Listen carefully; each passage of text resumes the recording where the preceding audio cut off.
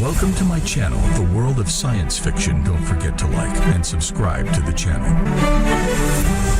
Rust-colored oily rain hissed as it struck the superheated metal of Tetris 9 Scrapyard Arena.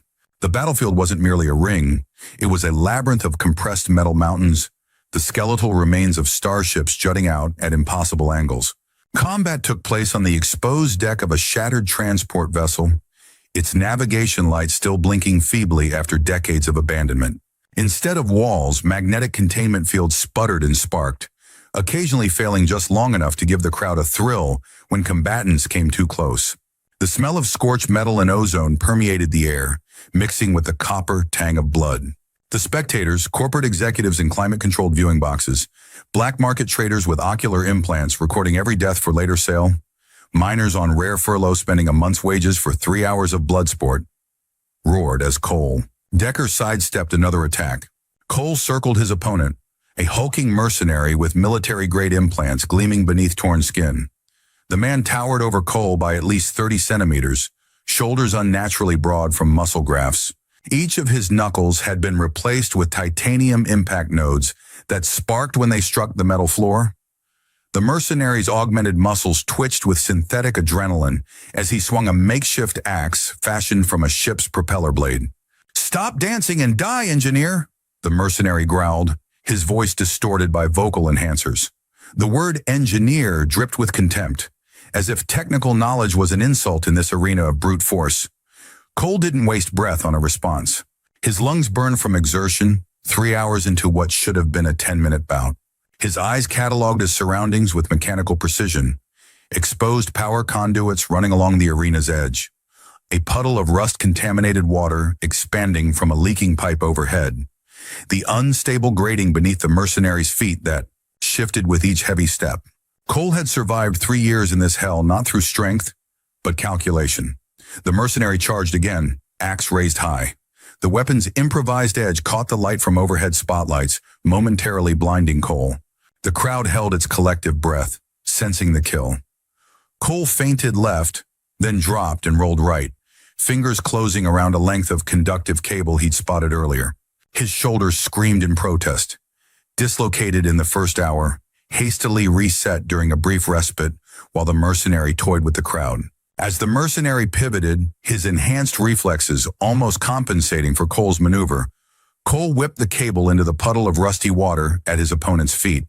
"Conductivity increases with impurities," Cole muttered, a lesson from a life that seemed centuries past. He jammed the cable's other end into an exposed junction box. For a heartbeat, nothing happened. Then electricity arced through the water, crawling up the mercenary's metal-reinforced boots. The man convulsed, augmented muscles contracting with unnatural force. His implants shorted out in a cascade of sparks, eyes rolling back as neural interfaces overloaded. He collapsed, twitching, the axe clattering to the ground beside him. The crowd's reaction was delayed, confusion before appreciation. Then they roared, not from bloodlust satisfied, but from the elegant efficiency of the kill. This wasn't the brute force they usually cheered for. This was something rarer, intelligence applied as a weapon. Cole stood, rain-washing blood, both his and his opponent's, from his face. Steam rose from his overheated body in the cold air as the distorted voice from the speakers grated above the crowd. "The victor chooses an arm-bearer." This was the moment veterans awaited. A fighter who survived 10 matches earned the right to claim assistance. A slave, essentially, though the arena never used that word. Most chose the strongest, the most intimidating, additional muscle to improve survival odds. Magnetic fields hummed as a new section of the arena floor slid open. A hydraulic platform rose bearing its human cargo. A spotlight cut through the dim light, revealing a line of prisoners in chains. Some were captured fighters from rival arenas, others criminals too dangerous for regular prisons. A few debtors working off corporate obligations through blood and pain. All stood at rigid attention, except the figure at the end of the line. Cole approached them slowly, his gait betraying 3 cracked ribs and the recently dislocated shoulder. The rain plastered his hair to his scalp, obscuring the scar that ran from temple to ear. A reminder of his first match, when he'd learned that intelligence without quick reflexes was merely delayed death. He passed each potential arm bearer with careful consideration. Muscular warriors stood proud despite their chains, eyes burning with fury and defiance. Perfect specimens bred for combat, eager for a chance to die gloriously. One, a woman with ritual scarification mapping her entire visible skin, even smiled at him, a predator recognizing another. Cole wasn't interested in glory or death. His gaze lingered on their hands, too large for precision work, their shoulders, too broad to fit through maintenance ducts. Their eyes filled with suicidal courage instead of survival instinct. Then his attention fixed on the last figure in the row. Short, hunched, isolated from the others as if contamination was a concern. Her blue skin, marking her as from the mining colonies of Ceres, was covered with a network of old scars, each telling a story of survival. One eye had been burned out, leaving an ugly white scar on her face. The remaining eye stared at the floor, its unnatural infrared glow dimmed to near darkness. But what truly captured Cole's attention was her left arm. Instead of flesh, she had a crude industrial drilling manipulator connected to her shoulder by bundles of dirty cables. The hydraulic pistons that powered it were visible through transparent tubing, fluid pulsing with each subtle movement. The drill bit itself was worn but serviceable, designed for cutting through ore and, by extension, armor. Cole's eyes narrowed as he examined her, his pupils contracting to pinpoints of absolute focus. There was no compassion in that gaze, no hint of mercy or pity for her condition. What reflected in his irises was something colder, the dispassionate assessment of an engineer evaluating a component. His attention moved methodically from her drill arm to the junction points at her shoulder, calculating torque potential, excavation capability, power requirements. When his gaze settled on the faint glow beneath her chest plate, a subtle calculation crossed his features, the look of a man measuring explosive yield, not considering a life. Cole's engineer's mind immediately assessed the modification, the junction points where metal met flesh, the hydraulic systems that would require maintenance, the power requirements that would tax her body. His eyes narrowed when he noticed the subtle glow beneath the chest plate fused to her torso, a familiar technological signature, one he'd helped design in another life. Not a prisoner, a weapon, a tool. The crowd began to murmur, impatient. Champions always chose the strongest, the most fearsome. It was tradition. Entertainment value demanded it. Her, Cole said, his voice carrying no emotion that the crowd could detect. Inside, though, calculations raced, probabilities aligned. A plan crystallized. The guards exchanged glances. The tallest one stepped forward, voice thick with contempt. "You sure, Decker? That one's barely alive. Won't last a week in the ring." Cole didn't blink. "Her." The guard shrugged. "Your funeral." He turned to his companions. "Prep the blue freak for transfer." The crowd's disappointment manifested as boos and thrown debris. They'd expected spectacle, the champion paired with a berserker. Instead, they got this. Corporate executives in their boxes checked portfolio updates on retinal displays, already losing interest. The common spectators jeered, feeling cheated of future bloodbaths. As they dragged her forward, Cole noticed how she analyzed her surroundings with quick, subtle movements of her remaining eye. Cataloging exit points, calculating angles, assessing threats. Not the dull-eyed surrender she projected. Interesting. They were escorted through maintenance corridors, past other fighters' cells. Fellow gladiators banged on bars, howling with laughter. Decker's got a death wish. Picked the ugliest one to soften his last night. That thing's more machine than fighter. Cole ignored them. 3 years in the arena had taught him the value of selective hearing. The alien, he still didn't know her species, kept her head down, but he noticed how her drill arm's servos tightened at each insult, hydraulic fluid pulsing faster through transparent tubes. Anger, carefully contained, useful. Smell of iron and sweat filled the holding cell as they shoved her in. Guards spat on the floor before slamming the door, the magnetic lock engaging with a high-pitched whine. Cole watched as she immediately assessed the space. 1 exit, 2 ventilation ducts, too small for escape, a single surveillance camera with a blind spot in the corner. She moved with a predator's efficiency despite her damaged body. "They call you Decker," she said, her voice like gravel scraping metal. "The man who won't die." Cole removed his arena armor, revealing a torso mapped with scars. Methodically, he checked a hidden compartment in his boot heel, ensuring his miniature holo projector remained undetected. And you! She tilted her head, the drilling mechanism on her left shoulder whirring softly as if anticipating violence. Vexa, he repeated, testing the name. Get some sleep. Tomorrow we fight. She didn't move. Why choose broken goods, human? Cole's eyes met hers. In the dim cell light, he could see the infrared adaptation better. A corporate model ocular implant, military grade but a generation old. The kind designed for mining operations in low-light conditions. Expensive once, now obsolete. Because broken things are unpredictable. In the communal cell that reeked of dampness and despair, she lunged at him, silently like a predator. The drilling manipulator darted toward his throat, hydraulics whining with sudden exertion. Her name was Vexa. Cole intercepted the blow easily, his hand closing around her mechanical wrist. He felt the servos tense, metal plates sliding against each other as the drill bit spun inches from his jugular. I won't be your shield, human, she hissed, her single eye burning with hatred. The infrared glow intensified, turning the dark cell into a tactical display of heat signatures. I won't die to extend your miserable life by a few matches. He pushed her away, not roughly but with enough force to send her flying against the wall. She recovered instantly, feet finding purchase on the uneven floor, ready for another attack. I don't need a shield, his voice was cold as steel. I need someone who knows how everything breaks down here. Vexa froze, her breathing faltered. In her gaze, hatred gave way to incredulous amazement. You think I'll help you escape? She spat on the floor. Humans killed my entire settlement, took my arm, my eye. She tapped her temple where the burn scar spread like a pale spider. Replaced it with this substandard optical implant that only sees an infrared. For what? So I could work deeper mines, extract more resources for corporate expansion. Cole sat on the floor, back against the wall, positioning himself in the camera's blind spot. The casual posture was calculated, non-threatening, inviting conversation rather than combat. I'm not looking to escape. Vexa's manipulator whirred, the sound oddly similar to a scoff. Then what? I'm looking to burn this place to the ground. The silence between them buzzed with electricity. From her corner, Vexa watched as Cole removed his damaged wrist guard. The metal plates were dented from deflecting a blow that would have shattered bone. His fingers moved with precise, economical movements as he repaired the circuitry beneath.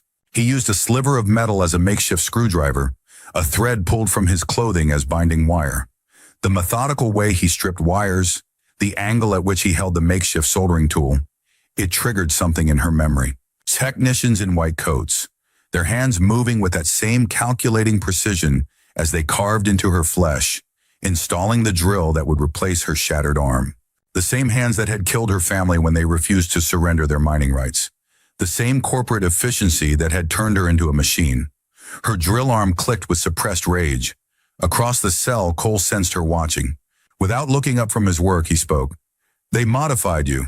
Corporate work, from the connection ports, to Slotin Industries probably. Their hydraulic systems have a distinctive configuration. Higher pressure than standard, with redundant fail-safes that nobody else bothers with. Vexa stiffened. How would you know? I recognize the hydraulic configuration. His voice remained neutral, but something in his eyes hardened. I was a design engineer. Before, the implication hung in the air. Before the arena, before captivity, before survival became the only objective. The guards interrupted, shoving food trays through the slot. Gray, nutrient-dense paste that smelled of chemicals and preservatives. Sustenance without satisfaction, calibrated to maintain fighting condition and nothing more. Cole took his portion and began eating methodically, scraping the paste from the dented metal tray. Vexa remained in her corner, refusing to move. After several minutes, Cole pushed his half-eaten tray toward her. You need strength for tomorrow. Vexa glared at the offering, then kicked it away, paste splattering across the floor. I don't need your charity. Cole didn't react. Not charity, strategy. When the cell lights dimmed for the night cycle, most prisoners slept or pretended to. The noise level dropped to murmurs and occasional sobs. Cole retrieved the miniature holo projector from his hidden boot compartment. He activated it in the camera's blind spot, projecting translucent blue schematics of the arena's infrastructure. His finger traced a path through the maintenance tunnels, stopping at an ancient backup generator marked with warning symbols. According to the schematic, it powered the magnetic containment fields around the arena, fields that, if disrupted, would allow a mass breakout. But accessing it would be nearly impossible. The maintenance shaft was narrow, too small for most humans to navigate. The generator's protective housing would require precise, industrial-grade cutting tools to breach without triggering alarms. Cole's eyes drifted to Vexa's drill arm, measuring its diameter against the schematic specifications. Perfect fit. She'd been watching him silently from her corner, the infrared glow of her eye dimmed to near invisibility. But he knew she could see every detail of the projection, even in the darkness. "That's why you chose me," she said finally. "Not for fighting. For this." She flexed her drill arm, the mechanisms whirring softly. Cole nodded. "In 3 days, there's a scheduled maintenance cycle. The security systems go offline for exactly 8 minutes. If we can reach this generator and disable it during that window." The containment fields collapse, Vexa finished. And then, chaos, during which certain parties who've been watching these games with interest might make their move. "The resistance," Vexa whispered, the word both hopeful and skeptical. Cole neither confirmed nor denied. He simply switched off the projector, returning it to its hiding place. "Get some sleep. Tomorrow we prove ourselves worth keeping alive." Morning came with the harsh buzz of electric locks disengaging. 2 guards dragged them to the preparation chamber, where weapons and armor were distributed before matches. The room stank of sweat, metal polish, and disinfectant, a futile attempt to mask the underlying smell of fear. "Today's special," the taller guard sneered, shoving a shock prod between Cole's ribs. Fan favorite. The Butcher brothers Cole had heard of them. Twins engineered for combat, their neural networks synced to fight as one organism. Their skin had been replaced with a translucent polymer that revealed the modified musculature beneath. A psychological tactic as much as a practical enhancement. No one had survived against them for more than 3 minutes. "Your alien won't last 30 seconds, the guard laughed, tossing Vexa a dented chest plate that wouldn't fit her twisted frame. "Maybe we'll give you something prettier when she's dead." Vexa caught it one-handed, her drill arm whirring softly. She said nothing, but Cole noticed how her eye tracked the guard's movements, calculating vulnerabilities. When the guards left, Cole moved closer. "The brothers have an exploit. Their sync depends on visual contact with each other. Break line of sight, disrupt their rhythm." Vexa studied him. "Why fight at all? Why not let them kill us?" "Because every match is broadcast outside the compound." Cole's voice dropped. "And I need someone to see I'm still alive." Vexa's eye narrowed. "Someone's coming for you." It wasn't a question. Cole didn't answer, but his silence told her everything. "And if I help you survive this," she pressed, "what happens to me when your friends arrive?" Cole met her gaze. "That depends on how useful you make yourself between now and then." Not a promise, not a threat, just reality. The arena gates groaned open, hydraulics straining under decades of poor maintenance. The crowd's roar washed over them like a physical force. Thousands of throats united in bloodlust. The collective desire to see death and suffering magnified by the arena's acoustic design. The announcer's voice boomed, "Today's main event, the undefeated champions, the synchronized slaughterers, the Butcher brothers." From the opposite gate emerged the twins, identical specimens of genetic engineering, their muscles rippling beneath translucent skin that revealed enhanced cardiovascular systems. Arterial blood pulsed hypnotically through visible veins. Their eyes, pupilless and white, surveyed the arena with machine-like precision. Against our newest sensation, the survivor, the strategist, Cole Decker, and his alien pet. The crowd's reaction was mixed. Cheers for the anticipated violence, boos for the perceived mismatch. Corporate executives leaned forward in their viewing boxes, placing wagers on survival time rather than outcome. No one expected Cole and Vexa to win. The only question was how long they'd last. The arena had been reconfigured overnight. Mountains of compacted metal waste formed a twisted landscape, with narrow paths winding between them. Perfect for ambushes. Overhead, magnetic grapple points had been installed, allowing for aerial attacks, a feature the Butcher brothers were known to exploit with terrifying coordination. "Split up," Cole whispered to Vexa. Force them to divide attention. Vexa hesitated, then nodded. She disappeared behind a metal ridge as Cole moved in the opposite direction. The brothers tracked both movements, communicating with subtle hand gestures. They separated, one pursuing each target, but maintained visual contact across the arena, confirming Cole's theory about their synchronization. Cole scrambled up a slope of fused metal, deliberately making noise.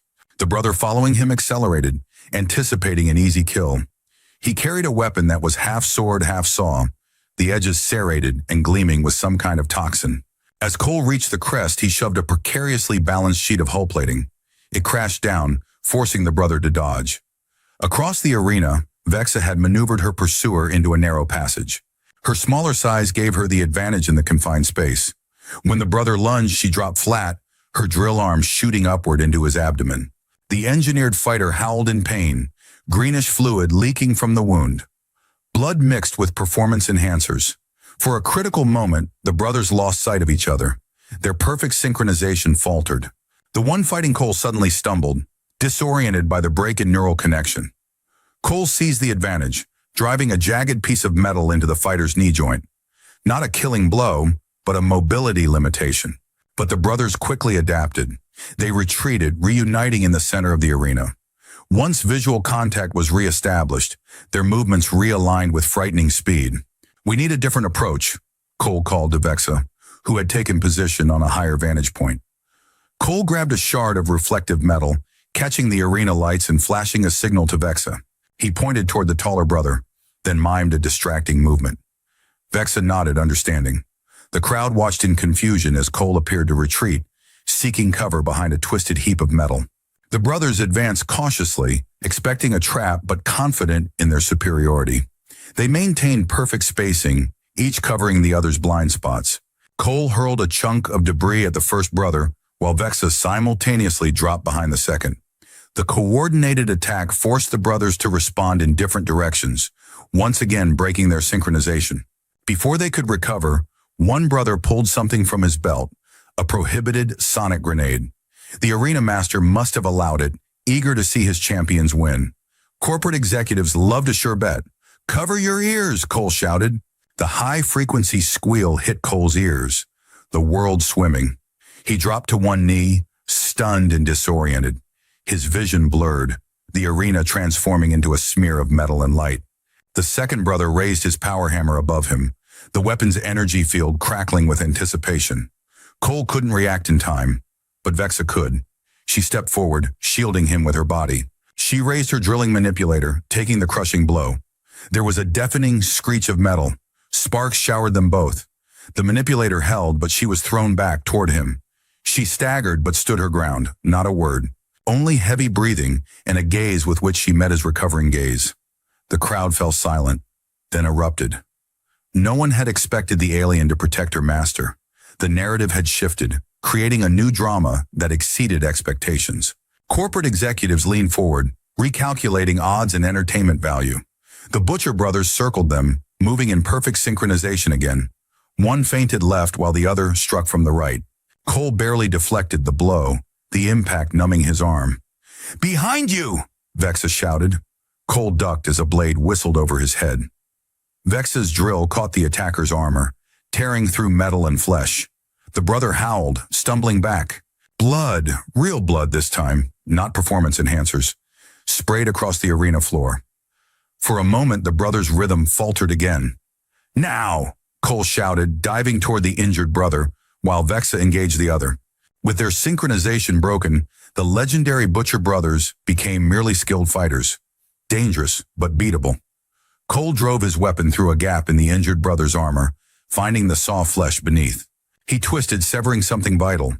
The brother's pupilless eyes widened in shock, perhaps the first genuine surprise he'd experienced in a lifetime of engineered certainty. Across the arena, Vexa was losing ground. Her opponent had adapted, targeting her blindside. A vicious blow sent her sprawling. The remaining brother raised his weapon for the killing strike. Cole didn't think. He threw himself across the distance, tackling the brother mid-swing. They crashed to the ground, a tangle of limbs and weapons. The brother's enhanced strength nearly overwhelmed him, but Cole had something the engineered fighter didn't. Desperation. Cole had survived 3 years in the arena by being smarter, not stronger, but sometimes survival required both. He headbutted the brother, feeling cartilage crunch beneath the impact. Then he drove his fingers into the fighter's eyes, the most vulnerable point on an otherwise armored body. The brother screamed, thrashing beneath him. A wild blow caught Cole in the ribs, definitely breaking at least 2. Pain exploded through his chest, but he maintained his grip. He slammed the brother's head against the metal floor once, twice, 3 times until the enhanced fighter went limp. When it was over, both brothers lay still on the arena floor. Not dead, the arena master would never allow his valuable assets to be permanently damaged, but thoroughly defeated. The crowd's reaction wasn't cheering, it was shock. No one had defeated the Butcher brothers. Ever. The silence lasted 3 heartbeats before erupting into a frenzy that transcended bloodlust. This was history. This was legend in the making. Cole helped Vexa to her feet. Blue blood trickled from a wound on her forehead, but her eye burned with something new. Not just hatred now, something more complex. As they were led back to their cell, the arena master watched from his elevated box, lips pressed into a thin line. Cole met his gaze evenly, deliberately. The message was clear. This victory was just the beginning. The corporate executives in their climate-controlled boxes were already making calls, adjusting strategies. A champion who could defeat the Butcher brothers was worth investigating, worth investing in, worth watching closely, exactly as Cole had planned. That night, pain woke Cole from restless sleep. His ribs, cracked during the fight, throbbed with each breath. He tried to shift position, but a sharp stab of agony stopped him short. A broken rib had displaced, threatening to puncture his lung. Across the cell, Vexa sat motionless, her back against the wall, single eye gleaming in the darkness. The infrared glow created eerie shadows, transforming the small space into something alien and unknown. "Need help?" she asked, her voice neutral. Cole hesitated, then nodded once. Vulnerability was dangerous here, but a punctured lung would be fatal. Vexa crossed the cell, kneeling beside him. Her hands, one flesh, one metal, explored his torso with clinical detachment. She found the break point. "This will hurt," she warned. Before Cole could respond, she pressed sharply, realigning the broken bone. He bit back a scream, tasting blood. Vexa tore a strip from her threadbare clothing, binding his chest with efficient, practiced movements. "You've done this before," Cole observed through gritted teeth. "Mining accidents were common in the colonies." Her eye didn't meet his. "Before the corporations decided we were more valuable as test subjects." Cole noticed her drill arms sparking intermittently, damage from deflecting the hammer blow. Without comment, he reached into his boot's secret compartment, retrieving a small toolkit. Vexa tensed but didn't retreat as he examined the mechanism. "Power couplings fractured," he muttered. "Hydraulic lines pinched here." His fingers worked with precise movements, repairing connections, bypassing damaged circuits. As he realigned a crucial wire, his hand brushed against hers, flesh meeting flesh in an accidental moment of contact. They both recoiled instantly as if burned. Cole's tools clattered to the floor. Vexa's eye widened, her pupil dilating in the darkness. For a heartbeat, neither moved, the unexpected intimacy hanging between them like a tangible force. Cole recovered first, gathering his tools with mechanical efficiency, his face a careful mask. Vexa retreated a few inches, her posture rigid, defensive. When Cole resumed his work, he maintained a precise distance, ensuring no further contact. Neither spoke during the remainder of the procedure. When he finished, Vexa tested the drill, finding it smoother and more responsive than before. She returned to her corner without thanks. Cole returned to his. But something had shifted between them, an unspoken acknowledgement of a boundary crossed, however briefly. "Why did you save me?" Cole asked, his voice barely audible in the darkness, changing the subject to safer ground. Vexa's drill arm clicked softly, adjusting. "Same reason you chose me. Broken things survive. Is that what we are? Broken?" "You're not broken," she said, her tone flat. "Not like me." Cole shifted, wincing as pain lanced through his side. "Everyone in this place is broken." Silence stretched between them. Then Vexa spoke again, her voice different, hesitant. "They took more than my arm and eye." Her hand moved to her chest, to the metal plate fused with her flesh. "They put something inside me, A power core, experimental. It keeps me alive, but she trailed off. But it's unstable. Someday it will fail. When it does, the energy release will destroy everything within 20 meters. Cole studied her in the dim light. Understanding dawned slowly. That's why they keep you alive. You're a weapon they can't control. Vex's laugh was bitter. A time bomb no one wants to disarm. And that's why I chose you. Her eye narrowed.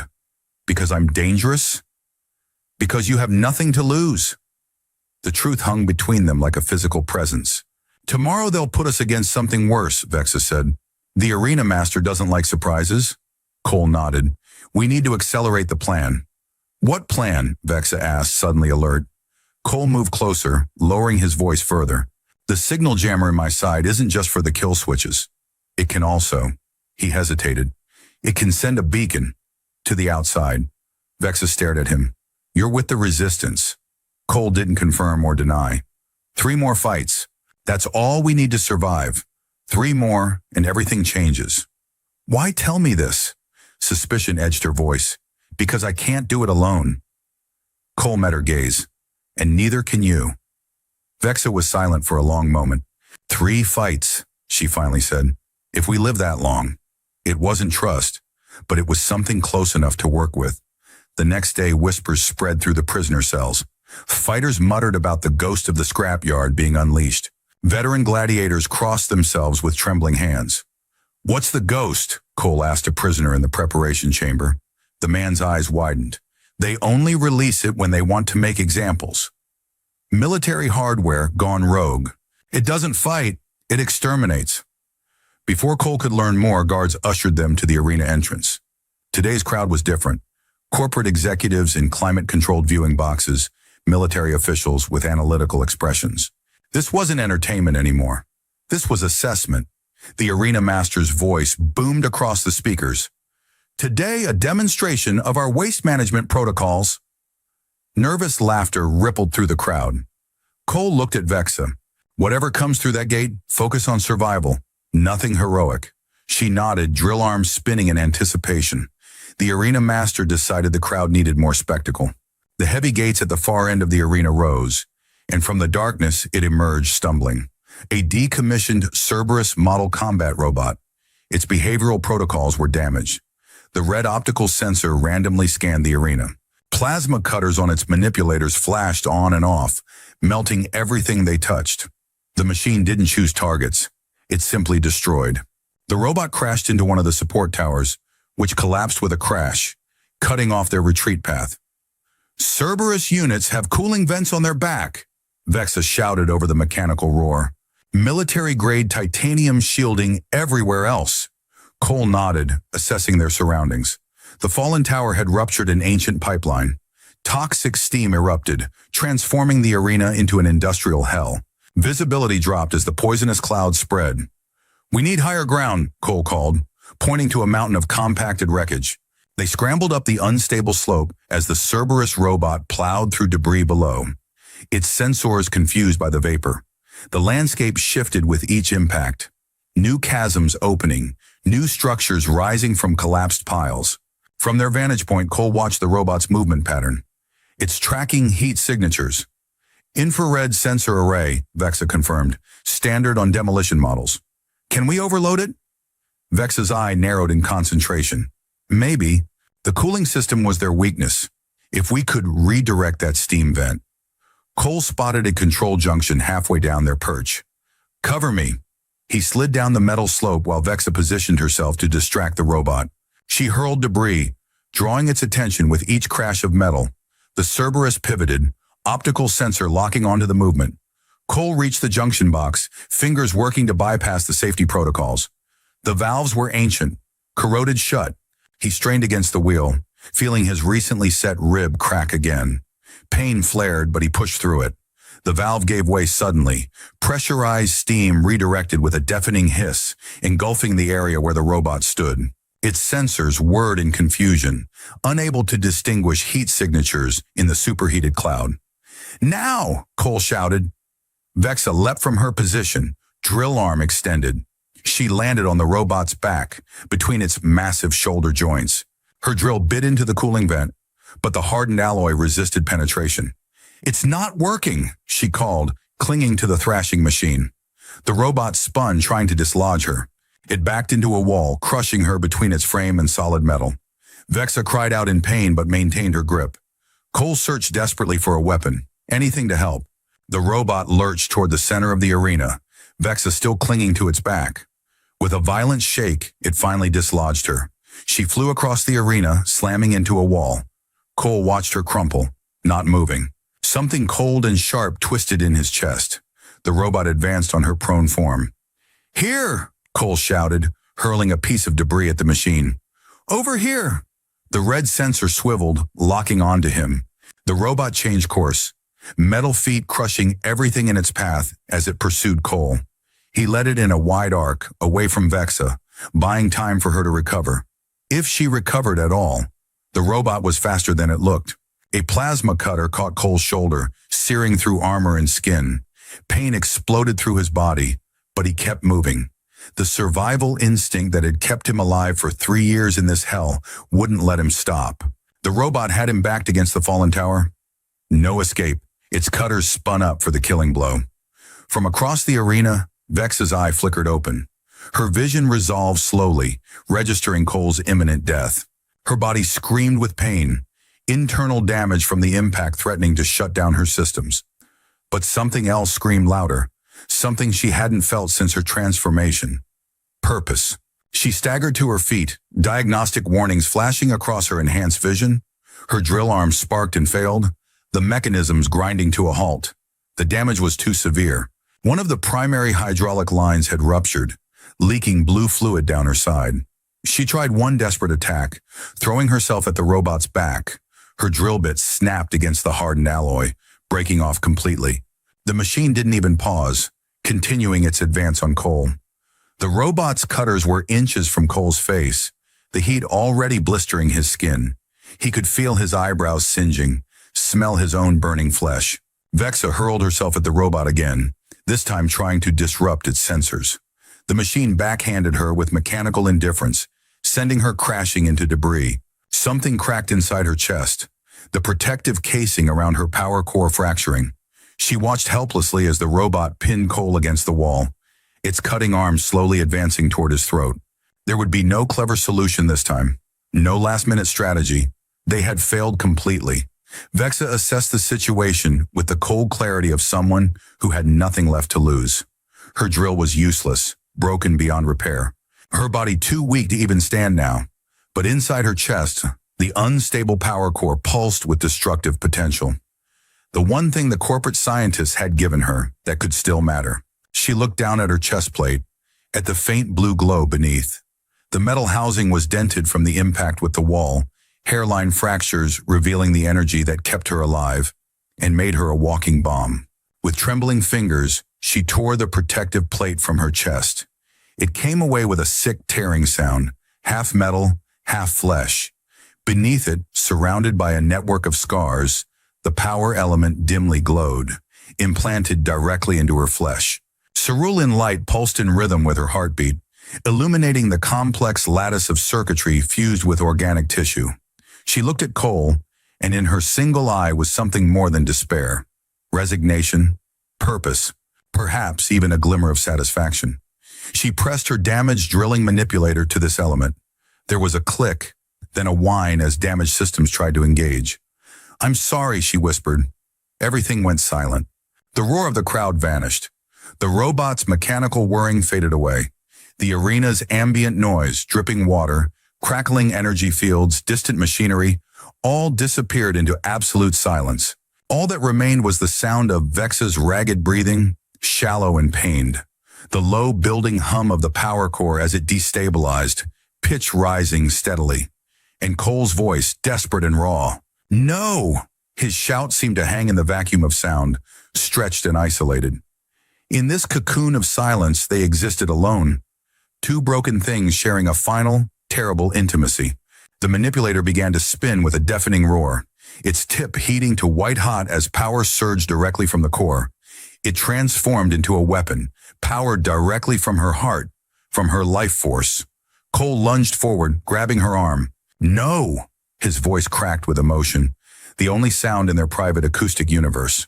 The heat from the supercharged drill singed his fingers, but he held on.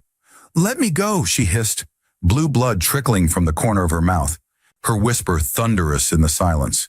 "It's the only way." "There's always another way," Cole insisted, even as the robot advanced. Its shadow fell over them both, plasma cutters humming with deadly promise, a sound that seemed distant, irrelevant in their shared isolation. Vex's eye met his, fierce and determined. "Not this time." She wrenched free of his grip, the sudden movement sending waves of pain through her damaged body. With a primal scream that seemed to contain all the rage and suffering of her existence, she charged the robot with her drill raised. The supercharged weapon connected with the machine's chassis. Where before it had barely scratched the surface, now it penetrated the hardened alloy like it was clay. Energy surged through the connection, Vex's power core destabilizing with each second. Blue lightning crawled across her skin, illuminating her from within. Cole watched in horror as the energy crawled up her arm, consuming her. The robot's systems overloaded, its movements becoming erratic before it collapsed. Sparks showered the arena floor as circuitry fried and power cells ruptured. Vexa fell to her knees, the glow in her chest flickering dangerously. Suddenly, sound rushed back into the world. The crowd's gasps, the hiss of cooling metal, the alarm klaxons triggered by the robot's destruction, all crashed over them like a wave. Complete silence fell over the arena. The smoking wreckage of the Cerberus unit lay beside Vex's crumpled form. Even the bloodthirsty crowd seemed to hold its breath. The corporate executives leaned forward in their viewing boxes, recording devices active, analyzing the unexpected power surge that had destroyed their military hardware. Cole rushed to her side, cradling her as she shuddered with pain. Her body felt lighter somehow, as if the energy discharge had burned away something essential. The drill arm hung limp, fused in places where the heat had melted components together. "Why?" he demanded, his voice cracking. "Why sacrifice yourself?" Vex's eye found his, the infrared glow dimmed to almost nothing. "Because you saw me when no one else did." Her hand found his, blue fingers intertwining with human ones. The power core in her chest stabilized gradually, the dangerous surge receding. She wasn't dead, but she had burned years off her already uncertain lifespan. "Stay with me," Cole pleaded, his usual calculation replaced by raw emotion. "We're so close." Vex's mouth curved in what might have been her first smile. "I'm still here." Cole helped her to her feet as arena guards approached cautiously. The arena master's voice crackled over the speakers. "Winners advance to the championship tier." The crowd erupted, their bloodlust momentarily satisfied by the spectacle of sacrifice. As they were led from the arena, Cole supported Vex's weight. Her breath came in shallow gasps, each movement clearly causing pain.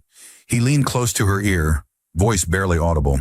"I'll find a way to fix your core," he promised, "whatever it takes." Vexa didn't respond, but her hand tightened around his. Back in their cell, medical attention was primitive at best. Disinfectant spray for external wounds, synthetic skin patches for the worst lacerations. Nothing for the internal damage, for the destabilized power core slowly consuming Vexa from within. As she slept, Cole sat beside her, watching the unstable glow beneath her damaged chest plate. He had improvised a temporary covering using metal scraps and synthetic skin patches, but it was inadequate for the long term. The light flickered erratically, sometimes dimming almost to darkness, before flaring brightly again. The corporate scientists who had installed it never meant it to last. Planned obsolescence applied to a living being. Cole's hand hovered over the makeshift chest plate, feeling the fluctuating heat. His fingers gently adjusted a loose connector, steadying the power flow marginally. In the dim light, his face softened as he watched her breathe. Each inhalation shallow but steady.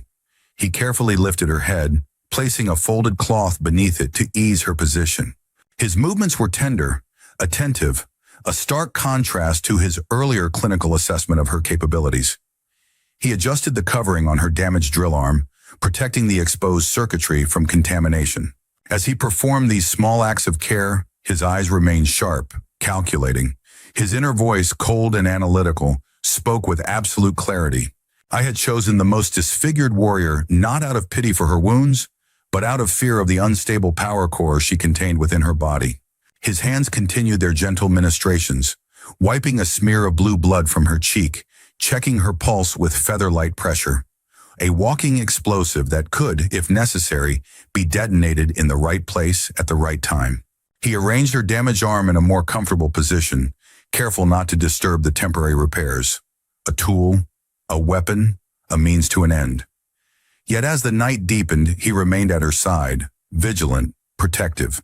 The contradiction between his internal calculation and external tenderness growing more pronounced with each passing hour.